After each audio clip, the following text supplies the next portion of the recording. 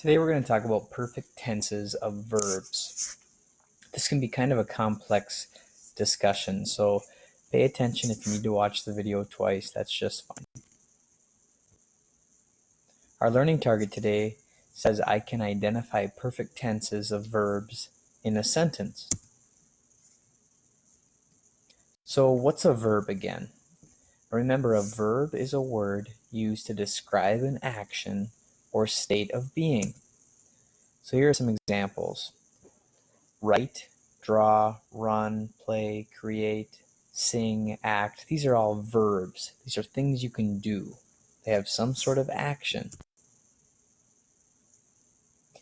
What's a participle? Well, a participle is formed from a verb that you saw on the last screen. It is formed from a verb, and depending on its tense, either past, present, or future, it can start with will have or end in ed or ing. So some examples are have jumped, has voted, or will have typed.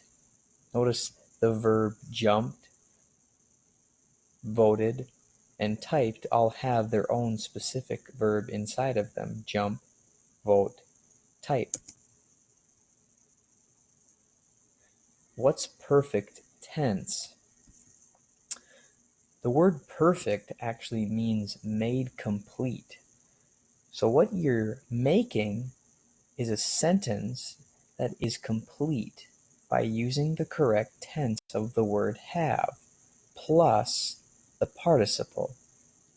So your job today is to make a sentence using the word have and adding a participle, which is just the verb.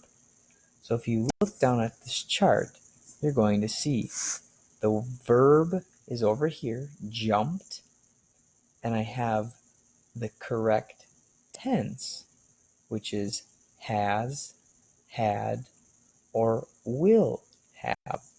So over here you have, once again, the correct tense of the word have, and you have the participle, which is a verb, jumped. Now we call these present perfect tense. So in a sentence, you might say, Tom has jumped. That would be the present perfect tense or the complete sentence with has and jumped. You could say the past perfect tense of the sentence, which is Tom had jumped. Or you could say the future perfect tense. Tom will have jumped. So we're going to go through a couple more examples and definitions here. Some perfect tenses of verbs. Remember, there are 3 perfect tenses of a verb. They are used to tell when an action was or will be completed. And you can remember this, they're just present, past, and future tenses. The first tense that we're going to talk about is the present perfect tense.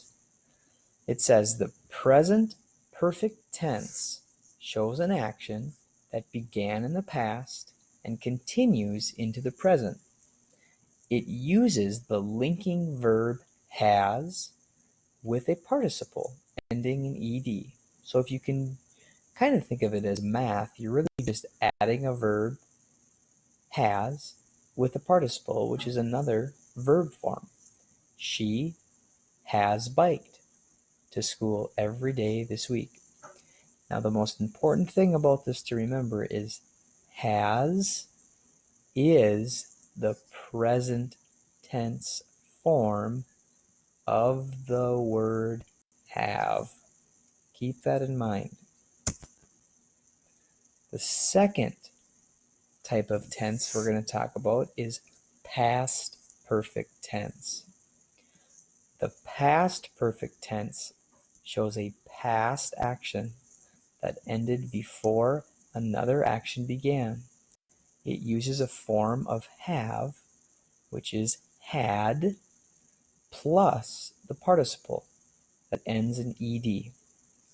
So example, she had biked to school before the bell.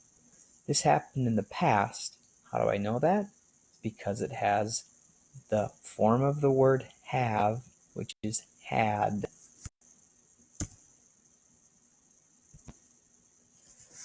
Now we're going to talk about the future perfect tense. Once again, if you think about this equation, you know we're going to have to use a participle. We're also going to have to use a form of the word have.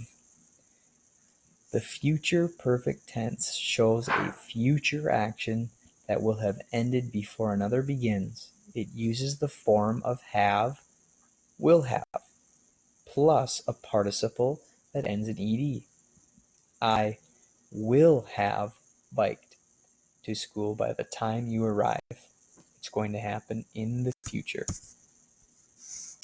So, the formula for perfect tenses or complete tenses is to combine a form of the verb have, remember, have, has, will have,